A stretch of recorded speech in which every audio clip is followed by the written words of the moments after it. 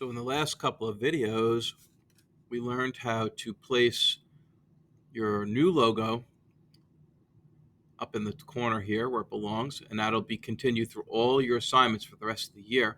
As a matter of fact, you can use your logo assignment document as the template now, your new template to start everything.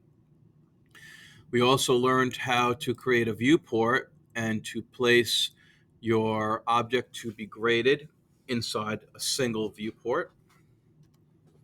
Now we need to learn how to convert this into a PDF document so that it can be uploaded and handed in. So let's go ahead and start out with the red A. Now there's a number of ways to do this. You can go to different spots and find a way to create a PDF. Here's how I want you to do it so that you'll have more control. Click on print. You'll get a print menu. When you go to pick out your printer, instead of a regular printer, you want to move down to AutoCAD PDF, this one right here. You can leave the paper size the way it is and everything else can stay the same. We want to change one thing here. We're going to change layout to window. Then you can go up to the corner, click here, and then click here.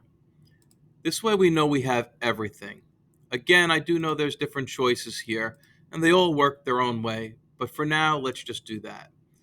Let's go ahead and center the plot, and I might, before I click fit the paper, let's hit preview and see if it fits. So you can see everything fits perfectly, so we don't really have to hit fit the paper this time. We're going to go ahead and hit OK. And now it wants to know where to put that PDF folder, file. So for me, I've got my D folder right here. And it says logo, period 5, layout, whatever period you're in, doesn't matter. You could change that if you want to. You could just say logo, layout. You could put your name down if you want to. As long as you know what it is, because if you ever have to find it, you need to know what it is. Most importantly, make sure it's in your proper folder. I'm going to go ahead and hit save.